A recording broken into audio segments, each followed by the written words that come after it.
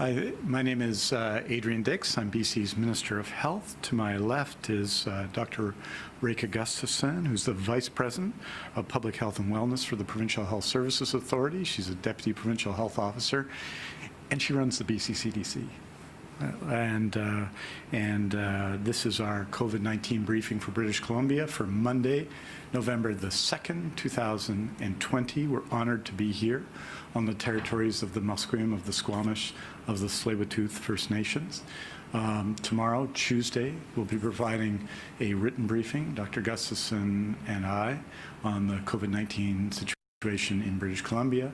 On Wednesday, Dr. Henry will be returning and providing with me a written briefing on that day at around 3 o'clock.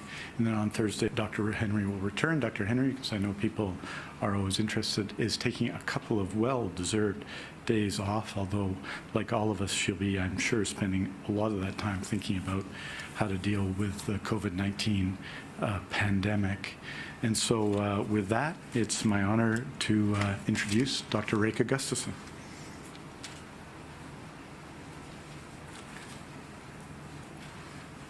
Good afternoon, everybody. I'm Reka Gustafson, Deputy Provincial Health Officer, and it is my pleasure to provide you an update today. Today we are updating on 3 reporting periods, being Monday.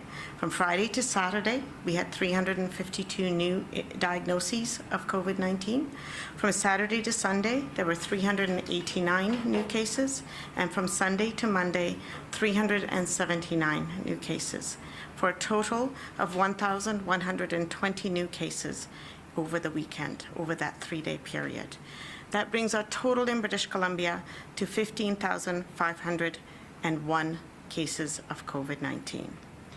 New health authority cases, to give you a sense of where the majority of transmission are occurring, there were 234 new diagnoses in Vancouver Coastal Health, 830 in Fraser Health, 9 in Vancouver Island, 36 in Interior Health, and 10 in Northern Health. Since the beginning of the pandemic, there have been 90 new cases of COVID-19 in individuals from outside of Canada. At the moment, we have 2,945 active cases, of whom 90 are currently in hospital. 19 are in critical care or intensive care units. Since the last reporting period, we've had 6 new individuals who have died from COVID-19, for a total of 269 deaths in our province. 5 of these individuals were in Vancouver Coastal Health and 1 in Fraser. And we would like to extend our condolences to their families. At the moment, we have 6,448 British Columbians under active public health monitoring. There are 3 new healthcare outbreaks reported in this period: the Good Samaritan Delta View Care Centre, the Hamilton Village Care Centre, and the Rotary Manor in Dawson Creek. 1 outbreak, the Bailey House outbreak, was declared over. At this time, we have 28 active outbreaks in the healthcare system, 26 in long-term care facilities and assisted living, and 2 in acute care.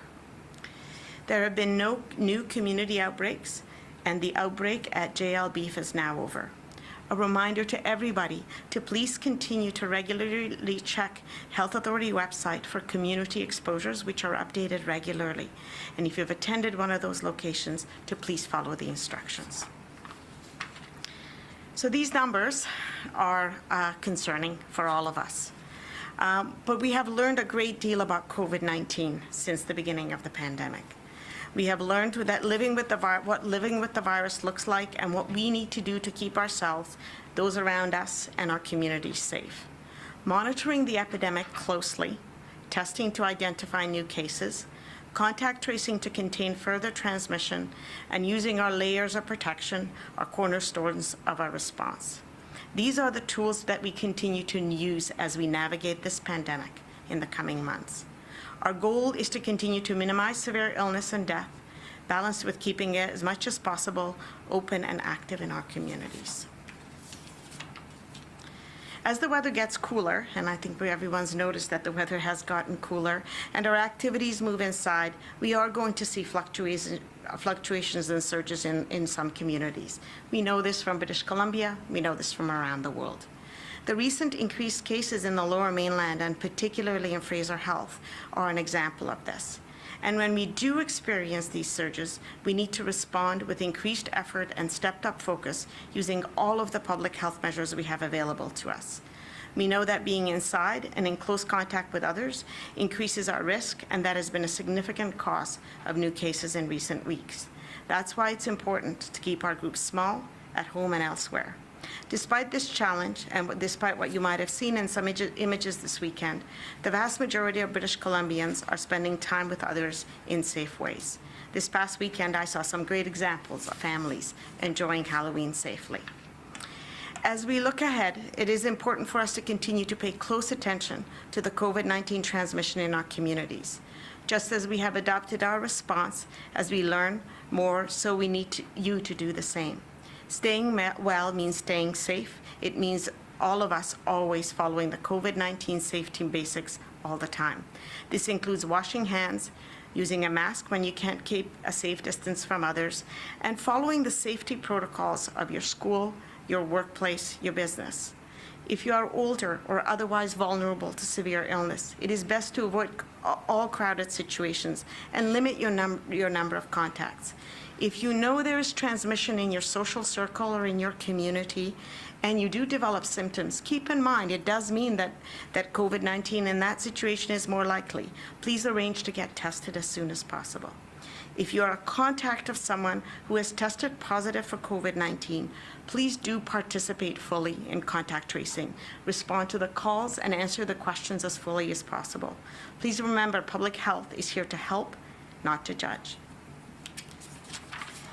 So just to close, I just want to acknowledge that we are entering the 11th month of this pandemic, and social connection is very important to our personal and community well-being, and we need to continue to live well and live safely. It is not about stopping our lives, nor is it about being careless. It's about learning how to do the things that are important to us safely, and we have learned a great deal together in the past months. Thank you, and I'll now take your questions.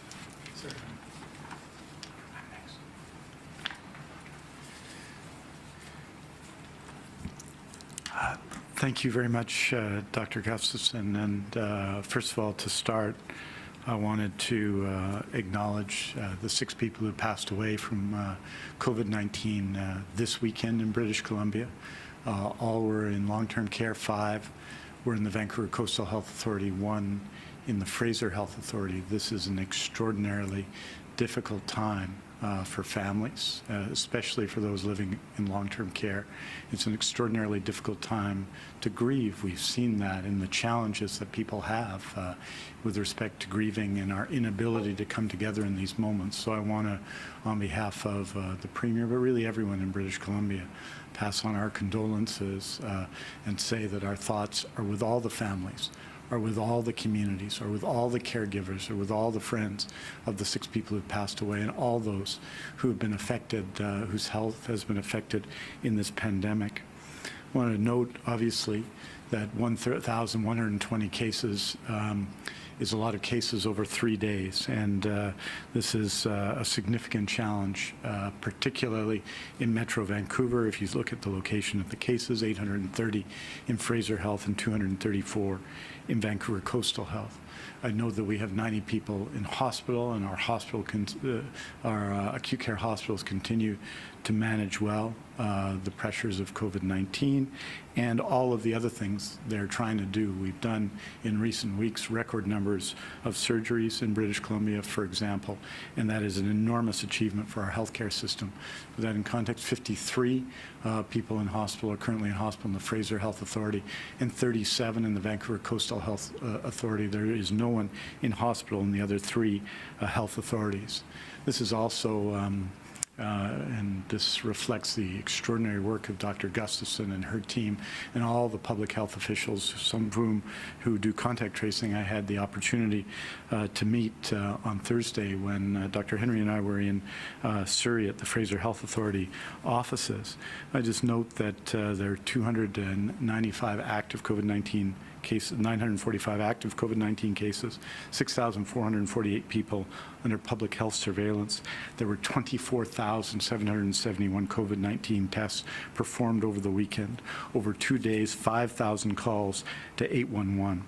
And I think what this reflects is the extraordinary efforts that have been made to build our contact tracing capacity in British Columbia. 523 people hired in Thursday's report, and the extraordinary work that people are doing throughout the healthcare system, but obviously not just the healthcare system, but people who work in service industries, in grocery stores, our extraordinary teachers in British Columbia and others who are doing, I think, an extraordinary job on all our behalfs. And all I can express is my gratitude to all of them. Part of a reflection of this, and as you know, on Monday, I give an update on our PPE situation in British Columbia. You will note that as of last week's report, Monday, October 22nd, BC, the following PPE had arrived in BC since March. Just over 7,300,095 or equivalent respirators, over 75 million surgical or procedure masks, almost 2.8 million pieces of eye protection, including goggles and face shields, almost 173 million pairs of gloves, and almost 12 million gowns. I wanted to note that over the past week, and this is an extraordinary achievement for the people working in this area, we a further 52,366 N95 or equivalent respirators arrived in BC. And this number is astonishing: 49,256,652 surgical or procedure masks, 29,000 pieces of eye protection, 19,137,775 pairs of gloves, and 772,730 gowns. This is an extraordinary achievement for people who work at the Provincial Health Services Authority and the Ministry of Health and in the health authorities, and I'm very appreciative of their work as it continues to ensure that our healthcare workers have the PPE they need to do their courageous work on behalf of all of us. I wanted to note that WorkSafe BC, it's not just the health system, has been doing a significant work. I wanted to note the work of prevention officers there, that over 17,600 workplace inspections to review employers' COVID-19 safety plans and assess the effectiveness of protocols have been performed during the pandemic by WorkSafe BC. 627 orders have been written requiring employers to create or update their COVID-19 safety plans to ensure the health and safety of workers. And so I want to express my appreciation for that work that's being done to ensure that COVID-19 protocols are being supported in the workplace. I also wanted to give a first report on our health recruitment initiatives. As you'll know, on September 9, 2020, the government announced the hiring of 7,000 individuals in the health system across 3 major initiatives. And I want to note the following, that on the first part of that initiative, because this had been directed earlier on June 30th, we issued guidance to support family and social visitation in long-term care and assisted living, and announced up to $160 million for increased staffing to support visitation. As of October 26, 2020, the allocation estimate, the money that has been provided, is $122 million provided to operators, and and this is part of the effort that is being put in place to support infection control and to allow more visitation in long-term care equally. In terms of the initiative, the healthcare support initiative, support worker FTE or health career access program, initiative, I just want to note that we've received already 8,188 expressions of interest from all over British Columbia in response to this initiative, and that initiative is underway and proceeding, and we'll have more to report in coming weeks. But what it says is that in terms of long-term care, the effort and the initiative to put in place and to ensure that long-term care facilities are safe and that we can in fact allow more visitation in future has required an extraordinary investment. And I am heartened by the thousands of British Columbians who want to be part of the solution, who want to work in healthcare, who want to provide in these challenging times, have stepped forward to say that they want to work in long-term care. And there are, of course, extraordinary opportunities to do that, and that work is so needed now. In closing, I want to say that obviously this is not an easy time for anybody. And Dr. Gustafson, I think, said it very well, that we're human beings. And as human beings, our greatest strength sometimes can be our greatest weakness, our desire to be together, to support each other in difficult times and in good times, and at celebrations of life and at weddings.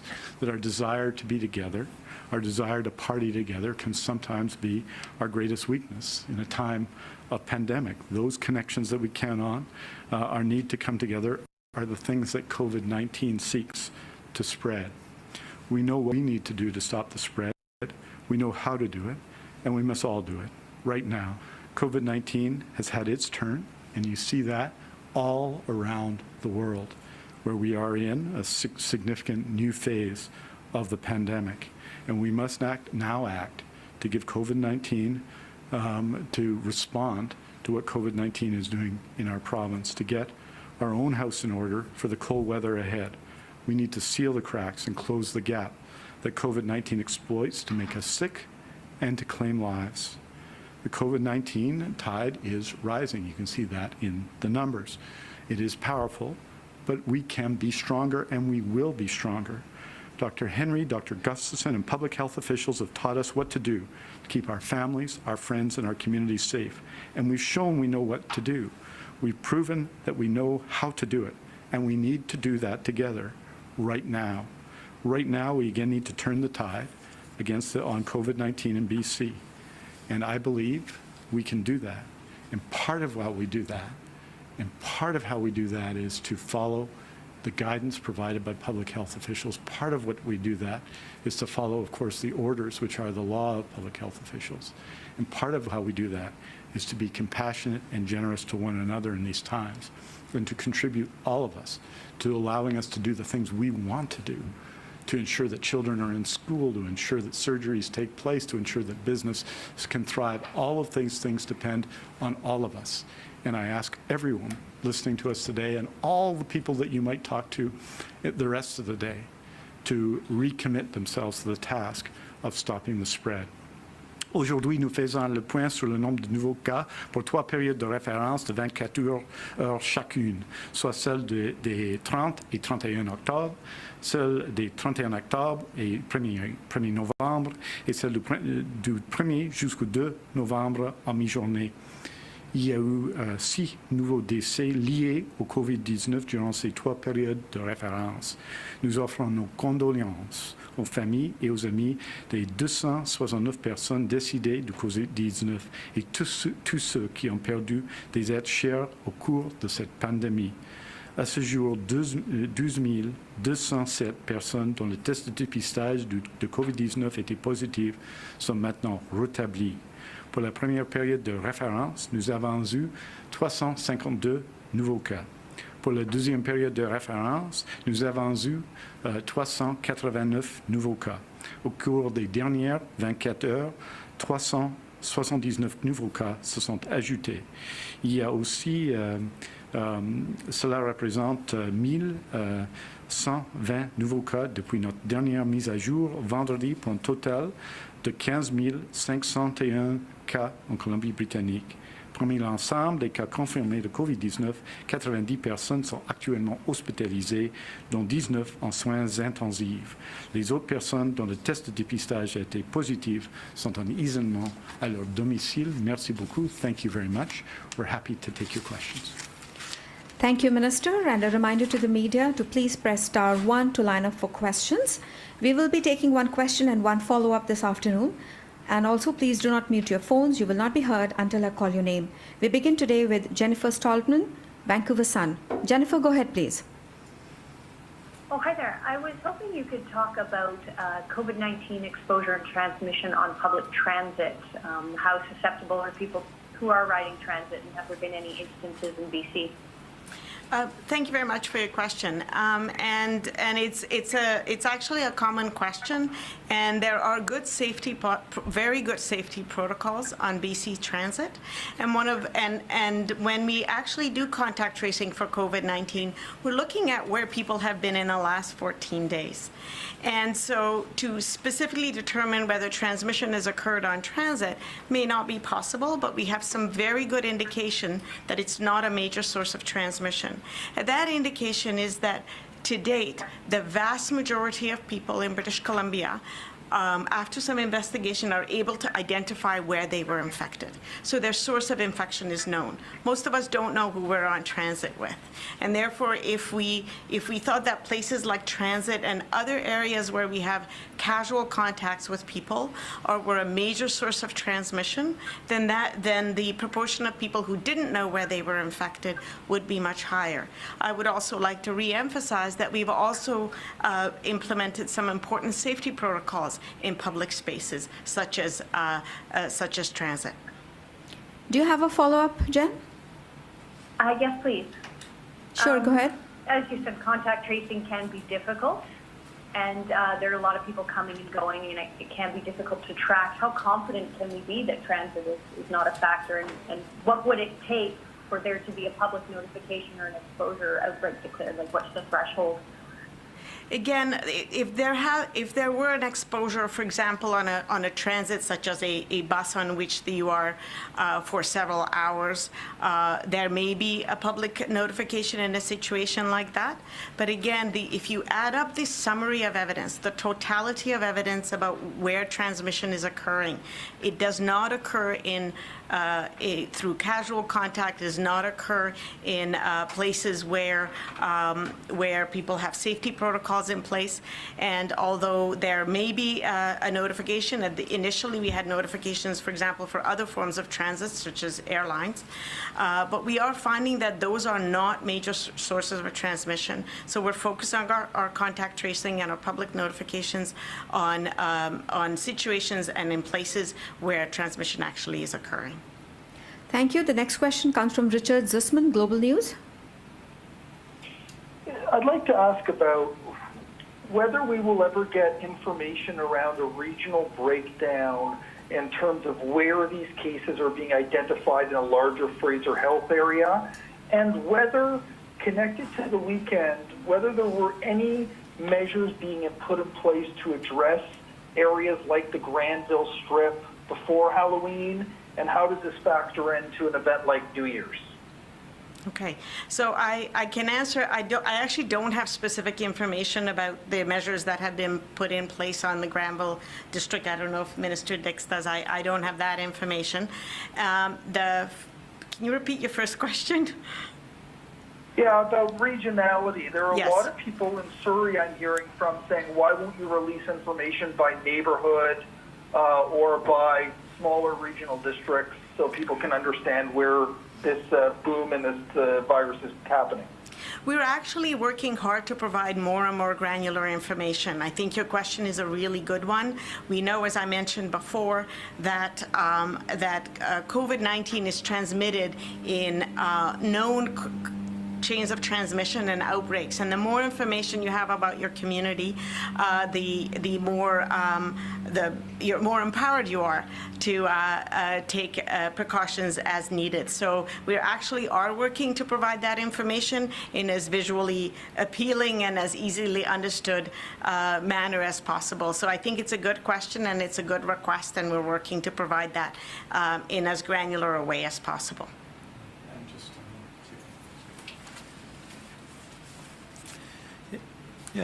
And as you know, Richard, we provided more and more information. We provided, month to month, more information by local health area and obviously regular information by health service delivery area. The one thing I would say, though, to people across British Columbia is that this is a worldwide pandemic. There are approximately, I believe in France today, which has an organized public health system, 60 cases.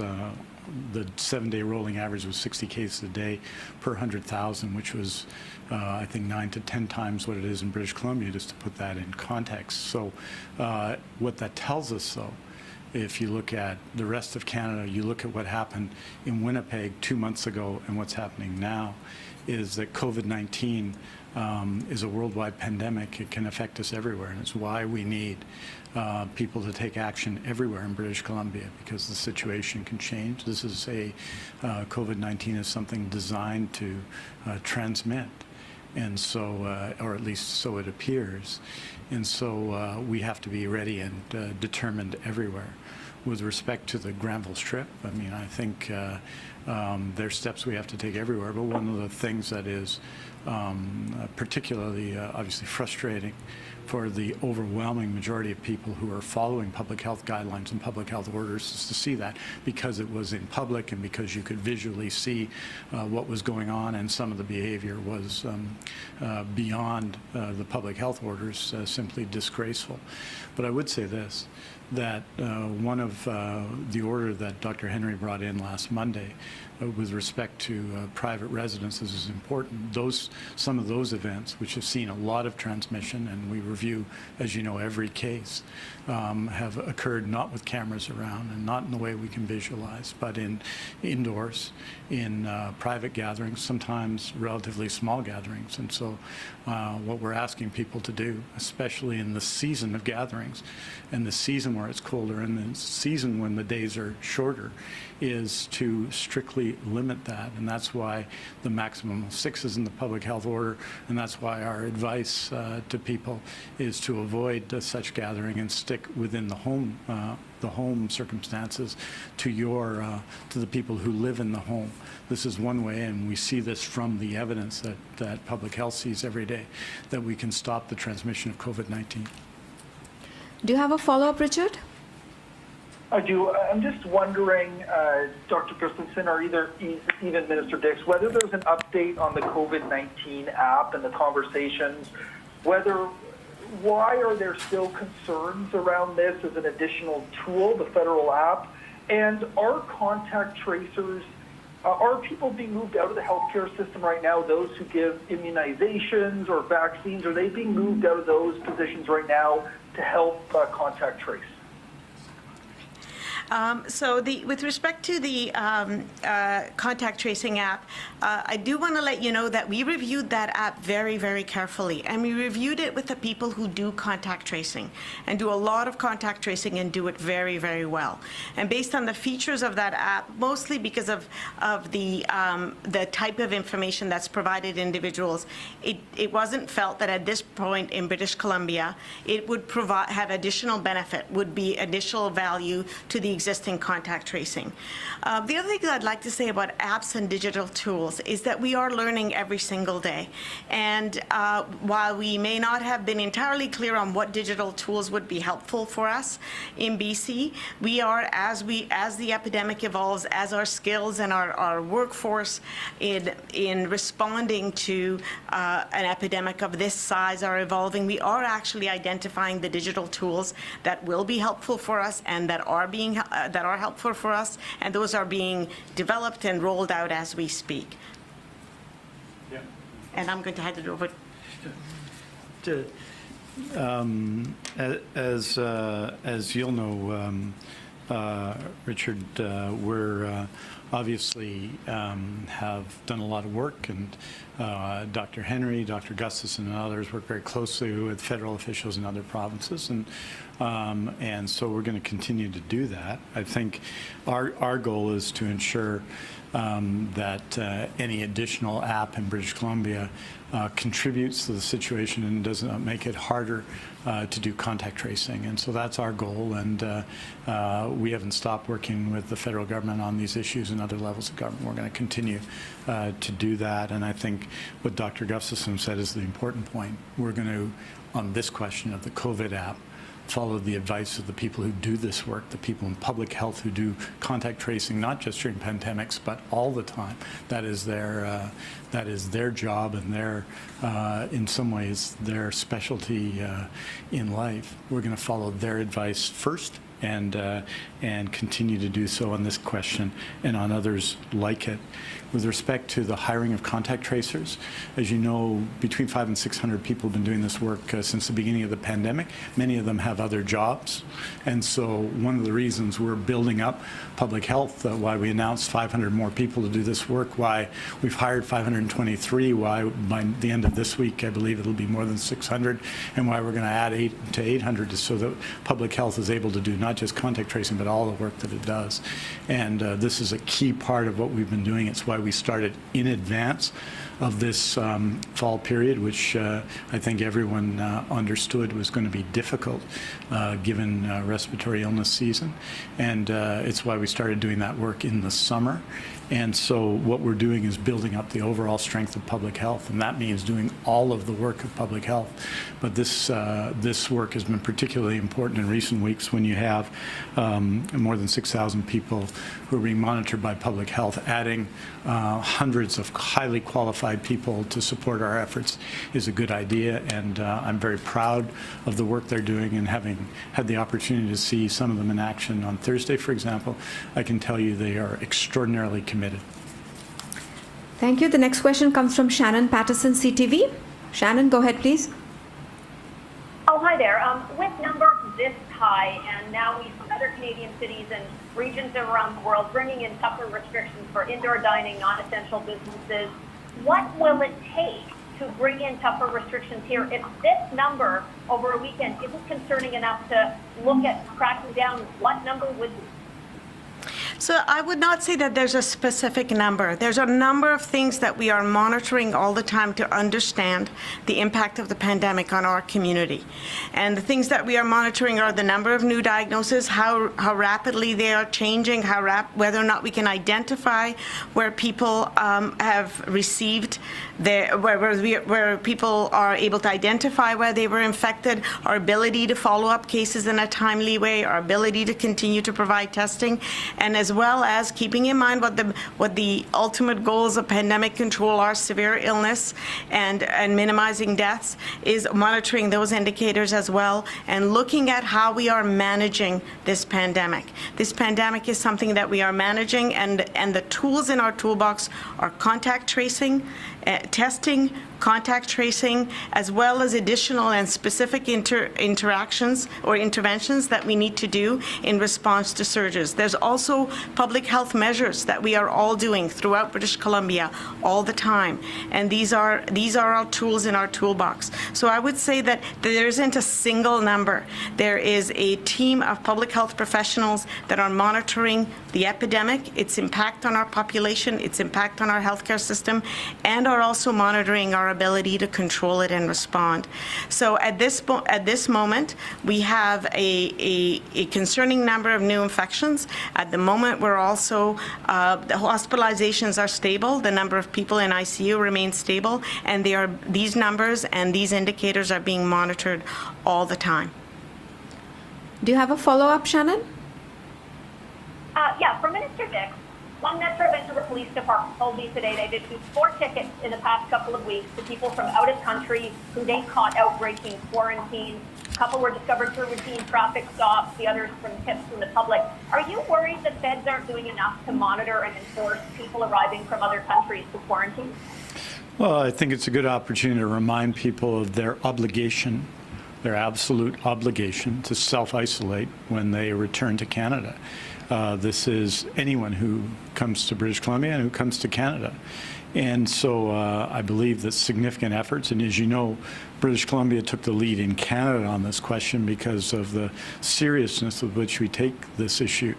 Remember that COVID-19 as a pandemic in many parts of the world has much more severe circumstances, and indeed in many parts of Canada, than we have in British Columbia, even with the numbers on this weekend. So that's absolutely necessary. It's something that we review regularly with the federal government. It's our expectation that the federal government will do its work, and I think it is. But it's also our expectation that people who return to Canada fulfill their obligations to their families, to their communities, and to the country. And ensure that they self-isolate for the prescribed period. And you know, I'm interested to hear the story from the police officers that you've heard from. But we have to continue to monitor this question. The one thing I would, though, repeat is that we have, and you have seen, a significant public health order last Monday from Dr. Henry and from our team around gatherings in people's homes. that we also see and the important role that WorkSafe is going to have to play and continue to play in ensuring that we monitor COVID-19 in workplaces, because we've seen significant outbreaks in workplaces, and we have to continue to do this work. But those are public health orders that limit people to 6 people outside those living in the home. And there's also public health advice in Fraser that Fraser Health that it might be less than that. So when we focus on issues, it's because those issues are the sources of transmission. And when public health gives an order, it's based on the evidence. It's based on a detailed analysis of this evidence by some of the most qualified people in the world. And so all of this is done methodically and with an effort to reduce the risk of the population, and also to limit transmission. So those are the steps we're taking. So yes, international travel is one of those aspects, and it's an important one. But so I want to repeat are the orders put in place by Dr. Henry last Monday. Thank you. The next question comes from Xiao Zhu, Globe and Mail. Go ahead, please. Hi, Dr. I want to follow up on what you said about the COVID-19 app. So what is it specifically about the app that PPE is concerning, and why would the app make contact tracing more difficult? Thank you. I'm so sorry. I'm going to ask you to repeat your question. I had trouble hearing. Okay, yeah. Hope to ask, what is it specifically about the app that BC finds concerning, and why would the app make contact tracing more difficult? Thank you. Well, that's an excellent question. So the app that in its current state can inform an individual that they were exposed to COVID-19, but it isn't able to notify and tell them when, how long, what they need to do, how intense that contact was, how close that contact was, when it occurred, and what they need to do about it. So one of our challenges is that in order to act in a meaningful way on exposure about information, you need to have some details about it, so you know whether or not that's an actual exposure, whether you need to seek, you need to self-isolate, whether there's a significant risk to you of COVID-19 above and beyond the background risk. And I think that's the other thing to keep in mind, is that we all know that COVID-19 is transmitted and circulating in our communities. So there are certain basic things that we all need to do all the time. We monitor our health. We isolate if we become sick. If we have any symptoms, we stay away from people who are vulnerable. We seek testing as necessary. We wash our hands. We wear masks. All of these things are basic things that we all need to do. So being told that you were near someone with COVID-19 doesn't change any of that. It's what you would be doing as a background activity all the time. What we're working toward in British Columbia and with our federal partners is to improve these tools to allow us to provide information to people that is in addition to that background regular behavior that we need to maintain during a pandemic, during a global pandemic. And that's what we're working toward, to make sure that the information that any digital tool is able to provide is providing people with information that would change their behavior based on that information. Do you have a follow-up? Yeah, I think, hope that, so last week, Dr. Henry said there are some parameters built into this app that she doesn't feel work. And I wonder why she thinks the app doesn't work for everyone else except Alberta seems to think they work. Thanks. Well, I think at the moment, I believe a lot of provinces have signed on and are evaluating the app and using the app in their communities.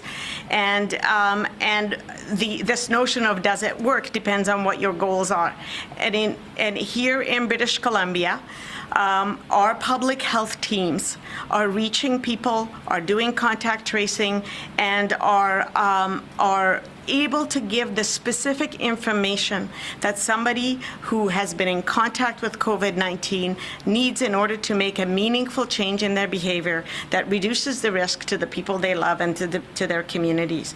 So at the moment, based on what we see here in British Columbia, the additional information provided by the app wouldn't add to the existing ways and methods of contact tracing. Again, this is right now in BC. We're all continuing to develop tools, to develop methods and ways of reaching people who have COVID-19 or who may have been exposed to COVID-19, to give them the specific and meaningful information that allows them to make the changes in their behavior based on that information. Thank you. The next question comes from Marcella Bernardo, News 1130. Thank you both for taking my question. This essentially is for Mr. Dix. You mentioned earlier that it's simply disgraceful what we saw happen on the Granville Strip in downtown Vancouver. What specifically are you prepared to do to bring these numbers down? Because it seems like a lot of people are ignoring orders. So what next if people are not following the orders that are already in place? Well, thank you. Thanks for the question, Marcella. And I think the point I want to put into context here is that the orders that and what we've seen in recent weeks is the impact on COVID-19 transmission, principally in Fraser Health, of events that are held in private residences. And so we took action on that and gave a very clear change in what is the law with respect to such events last Monday. And so that is strong and clear action. And I think when you're strong and clear on these questions, I think people are anxious to follow that. There have been, from time to time, and we've dealt with them. I can recall events that occurred in around the third week in March, when there appeared to be a lot of people at English Bay as we were dealing with some of the initial really very serious phase of the pandemic at that time. We've seen other situations develop over time that have been concerning to people, and we have to continue to respond to them, I think. But what we have to also focus on, and what we are focused on, is ensuring that workplaces are safe, ensuring that long-term care is safe, and that we can hopefully, by adding staff and supports, allow more visits in long-term care, that we take action where we see transmission occurring, and that is what you see going on. But look, all of us could see what was going on Granville Street. It was on TV, it was on social media, and I can imagine the frustration of the millions of British Columbians who are following the rules of that conduct. And it was a challenging situation for the Vancouver Police Department, and they've spoken about what occurred. But look, we have to, we're facing COVID-19 for a long time to come, for months and months and months and months and months and months and months to come. We're going to be dealing with COVID-19. And for us to do all the things that we want, to have children in school, to have surgeries performed, to have businesses operating, to have some normalcy in these extraordinary times in our lives, we need to follow public health guidance and public health advice. And whether it's Workplace BC or whether it's local law enforcement or bylaw officers, there is a role for enforcement, but we also need people, all of us, to be part of this effort. And that has been our goal from the beginning. I think that's one of the things that has been so effective by Dr. Henry and Dr. Gustafson and so many others in public health. And it's what we're going to continue to do. But obviously that, like all events, are going to be reviewed. And in light of the number of events facing us in the next little while, we're going to have to prepare for that as well. Thank you, Marcella. And before I ask you for a follow-up, if reporters are asking questions, I request you to please turn off your speaker while asking questions. Please do not be on the speakerphone. Marcella, do you have a follow-up? I do. Hopefully you can hear me. Let me see if this works. For Dr. Gustafson, is there any way that you can give us any specific events you're linking to recent spikes since Thanksgiving, perhaps any cases that have been linked to polling stations on Election Day? So the types of, we do review all of the types of places where COVID-19 transmission is occurring. And there has been no, to my knowledge, there has been no transmission associated with polling stations. Polling stations were one of those situations where voting is a very important thing to do, and there were safety protocols in place. The things that are important to do to us with the right safety protocols can be done, and voting was certainly one of them. The types of places where the types of gatherings that have been associated with transmission tend to be larger gatherings in people's private homes as opposed to in a place such as a restaurant that has a safety protocols or a venue that has a safety protocol. So the types of places where we have transmission are gatherings, what we would call sort of uncontrolled gatherings in someone's home, where there is unnecessary crowding, where there are too many people, and there aren't the safety protocols in place because it's in a person's home and they hadn't thought to have safety protocols in place. That's why one of the reasons that we want to keep, those are the reasons we want to keep numbers small in areas where there's transmission, especially small. And again, the order is the start. And if you are going to have a gathering, if you are going to get together with your friends, do so in a place such as a restaurant or a venue that has developed safety protocols. So many places in British Columbia have learned to operate safely. And so those are the kind of settings. We do see transmission in some workplaces, but again, it tends to be outside of the areas where there's safety protocols. One of the interesting things I'm learning from people doing the contact tracing is while we often associate outbreak with a workplace, again, the transmission often occurs among social networks and among individuals who are getting together with a larger group of people outside the workplace.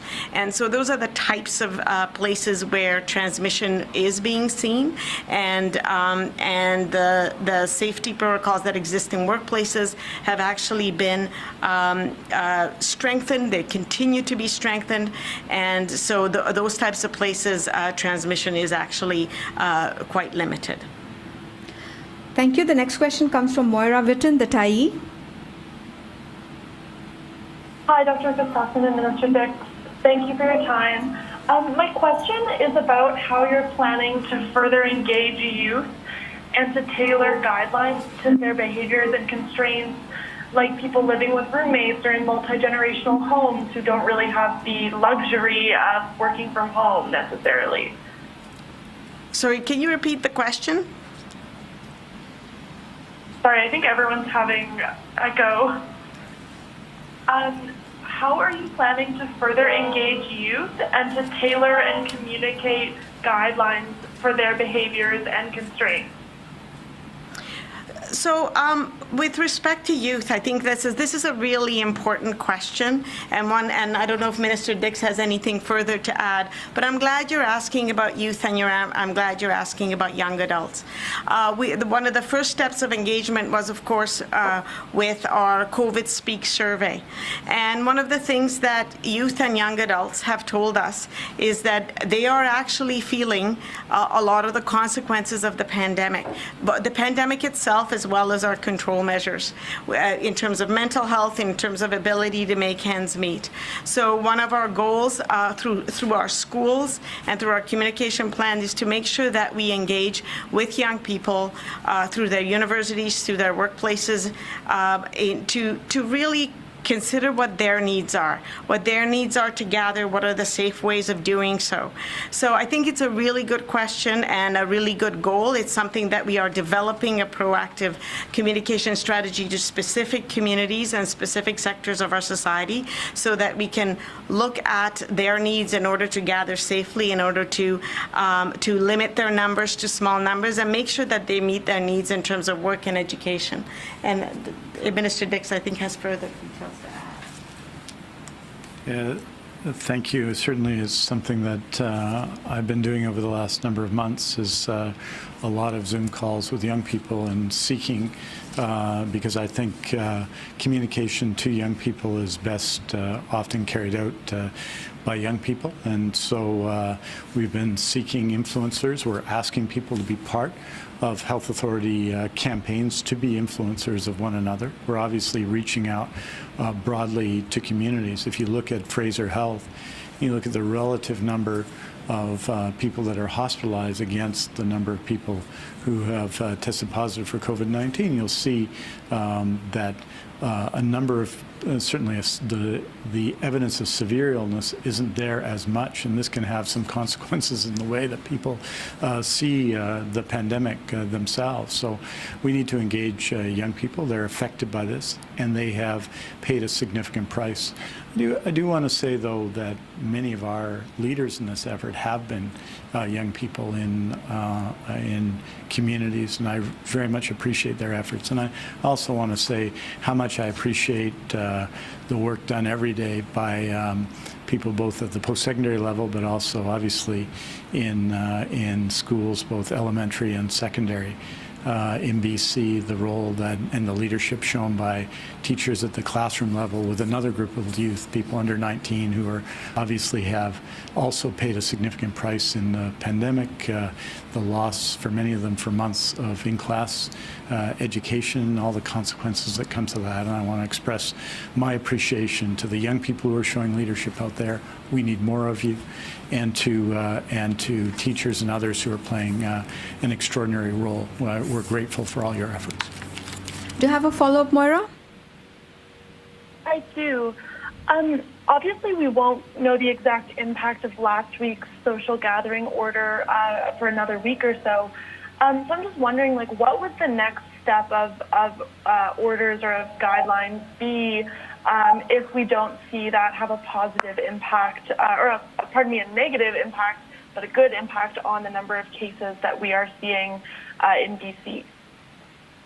So with respect to how we look at our interventions, how we design our interventions, we look at where transmission is occurring. That is our guidance for designing interventions, for delivering interventions. We look at where transmission is occurring, and we address the problem. And I think that's really important. If you look back at the interventions, the guidelines, and the orders that have been put in place, they were in response to ongoing transmission in certain settings, in certain related to certain activities. So the question of what the next guideline would be or what the next order would be really depends on what the transmission is like. And I think that's one of the things that I would like to emphasize. I think it's important for people to know that thought goes into all of this all the time. And one of the things that we do in British Columbia and, of course, throughout the world is to monitor this epidemic and respond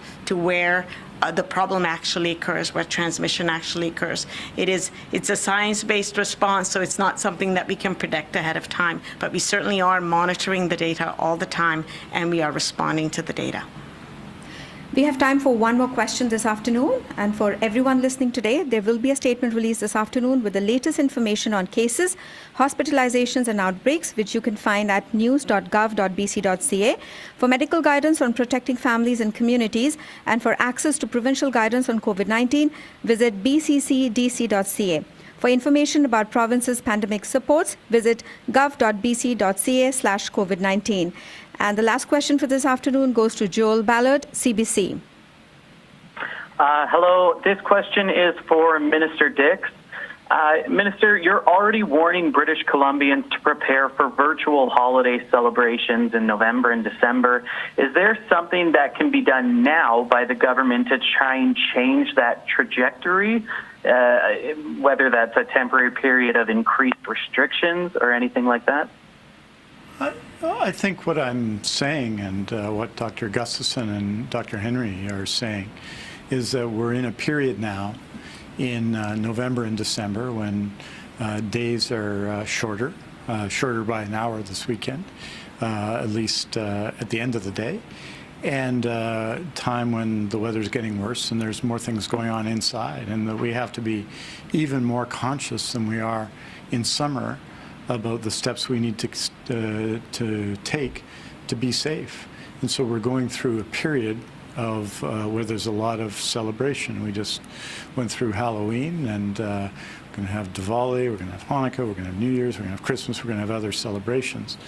And so what we're saying right now very clearly is that private gatherings are a problem. I think that's what Dr. Gustafson and Dr. Henry said, and how they acted with respect to the provincial health order that was put in place last Monday.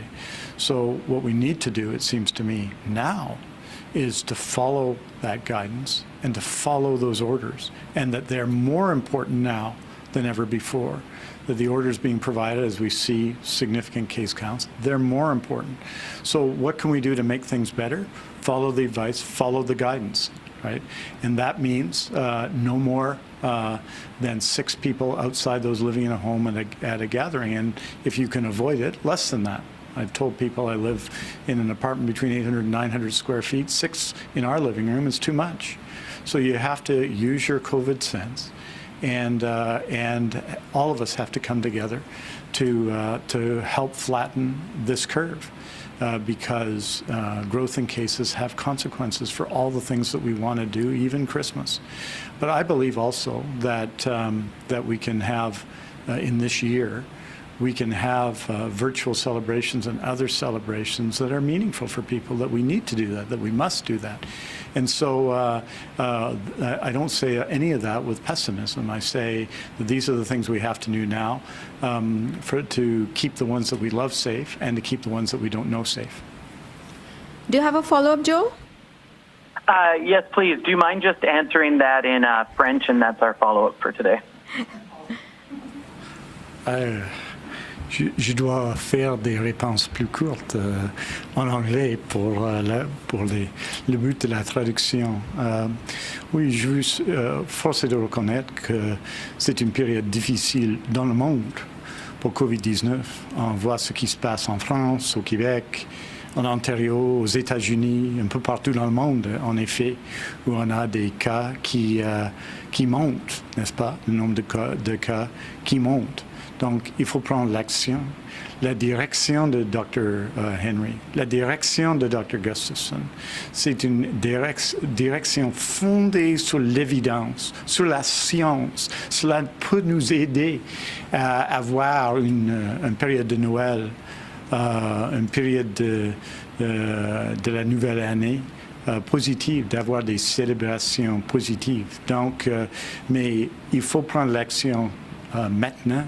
Et je pense que cela peut nous donner, nous tous et nous toutes, l'agence d'agir d'une manière d'aider tout le monde, nos amis et ceux qu'on ne connaît pas, de vivre mieux. Donc, il faut vivre avec cette pandémie pour des mois et des mois à venir. Et donc, il est nécessaire pour tout le monde d'agir d'une manière généreuse envers tout le monde, bien entendu, et donc de prendre l'action maintenant qui est en mesure de réduire la transmission de COVID-19 un peu partout dans la communauté. Merci beaucoup. Thank you very much. Thank you all for joining us this afternoon.